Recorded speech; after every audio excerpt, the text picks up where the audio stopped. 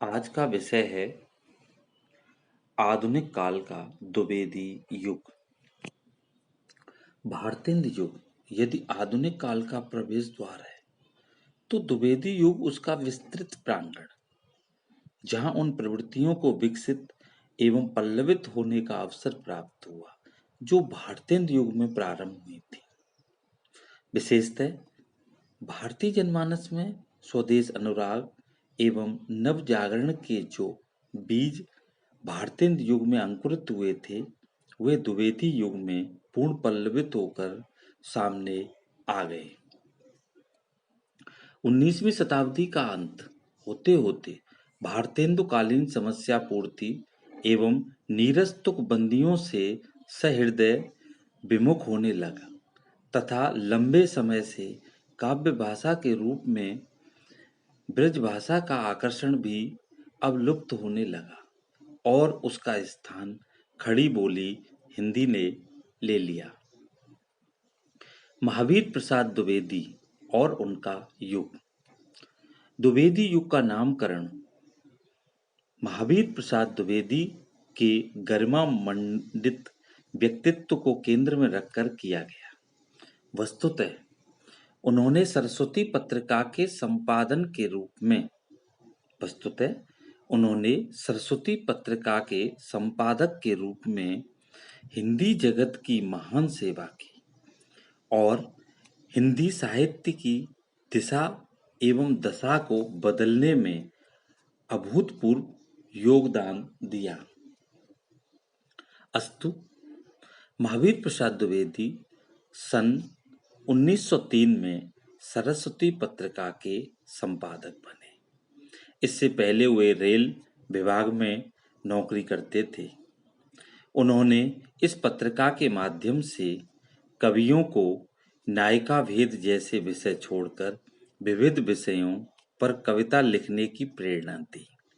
काव्य भाषा के रूप में ब्रज भाषा को त्याग कर खड़ी बोली का प्रयोग करने का सुझाव दिया, जिससे गद्य और पद्य की भाषा एक हो सके। द्विवेदी जी ने कवि कर्तव्य जैसे निबंधों द्वारा कवियों को उनके कर्तव्य का बोध कराते हुए अनेक दिशा निर्देश दिए, जिससे विषय वस्तु, भाषा शैली, छंद योजना आदि अनेक दृष्टियों से काव्य में नवीनता का समावेश हुआ। वस्तुतः द्विवेदी जी ने भाषा संस्कार, व्याकरण शुद्धि, विराम चिन्हों के प्रयोग द्वारा हिंदी को परिनिष्ठित रूप प्रदान करने की प्रशंसनीय कार्य किया। आचार्य महावीर प्रसाद द्विवेदी का हिंदी साहित्य में योगदान एक सर्जक के रूप में उतना नहीं है जितना एक विचारक, दिशा निर्देशक, चिंतक एवं नियामक के रूप में है।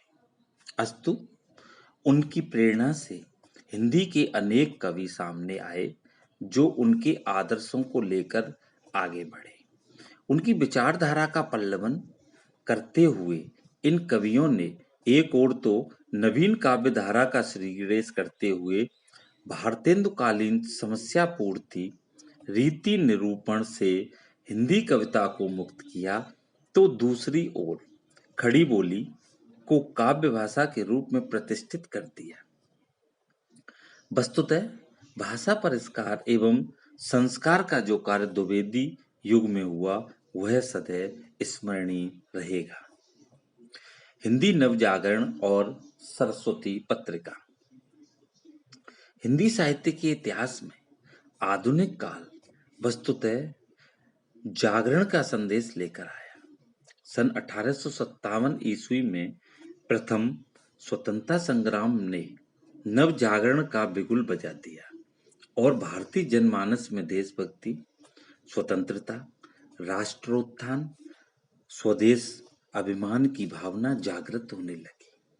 भारतेंद्र युग में जहां इनका सूत्रपात हुआ, वहीं द्विवेदी युग में ये समस्त बिंदु पल्लवित एवं विकसित हो गए।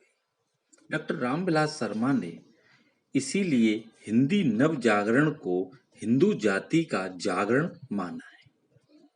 इस नव जागरण की लहर को जन जन तक पहुंचाने में सरस्वती पत्रिका का विशेष योगदान है। इसके अतिरिक्त प्रभा, मर्यादा जैसी पत्रिकाओं को भी हम भुला नहीं सकते। सरस्वती पत्रिका का प्रकाशन सन 1900 ईस्वी से प्रारंभ हुआ तथा सन 1903 में आचार्य महावीर प्रसाद द्विवेदी ने इसका संपादन भार संभाला। द्विवेदी जी ने इस पत्रिका में ऐसे लेखों को प्रकाशित किया जिन्होंने नव जागरण की लहर को प्रसारित करने में महत्वपूर्ण योगदान दिया। डॉक्टर रामविलास शर्मा ने अपनी पुस्तक आचार्य महावीर प्रसाद द्विवेदी और हिंदी नव जागरण में सरस्वती पत्रिका से उद्धरण देकर इस बात को परिपुष्ट किया है।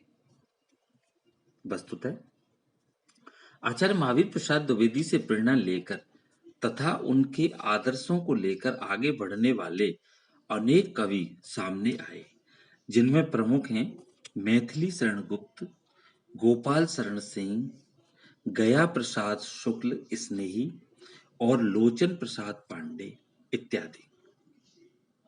यही नहीं अपितु बहुत सारे ऐसे कवि जो पहले ब्रज भाषा में कविता लिख रहे थे तथा उनकी विषय वस्तु एवं शैली प्राचीन पद्धति पर थी, अब द्विवेदी जी एवं सरस्वती पत्रिका से प्रेरित होकर काव्य के चिर परिचित उपादानों को छोड़कर नए विषयों पर खड़ी बोली में कविता लिखने लगे। अस्तु ऐसे कवियों में प्रमुख हैं अयोध्या सिंह उपाध्याय हरिओत, श्रीधर पाठक, नाथूराम शर्मा, शंकर तथा राय देवी प्रसाद पूर्ण। इन सभी कवियों की कविताएं नव जागरण, राष्ट्रीयता, स्वदेश अनुराग एवं स्वदेशी भावना से ओतप्रोत थीं। भारतीय युग में केवल भाषा क्षेत्र में ही परिवर्तन नहीं हुआ अपितु छंदों के क्षेत्र में भी परिवर्तन परिलक्षित होता है। अब परंपरागत छंद प्रयोग के साथ साथ संस्कृत के वर्ण वृत्तों का भी प्रयोग कविगण प्रचुर मात्रा में करने लगे। सरस्वती पत्रिका ने कवियों की एक नई पौध तैयार की। उनकी प्रेरणा से अनेक कवियों ने नवीन विषयों पर कविता लिखी। उनके एक निबंध से प्रेरित होकर मैथिली शरण गुप्त ने चिर उपेक्षिता उर्मिला को महत्व देने हेतु साकेत नामक महाकाव्य की रचना की। अस्तु उन्होंने महावीर प्रसाद द्विवेदी की प्रेरणा को निम्न पंक्तियों में स्वीकार करते हुए अपनी कृतज्ञता ज्ञापित की।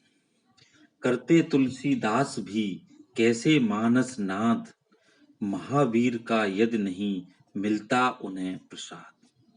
खड़ी बोली को परिमार्जित करने, संस्कारित करने तथा व्याकरणिक शुद्धता प्रदान करने में सरस्वती पत्रिका का अविस्मरणीय योगदान है।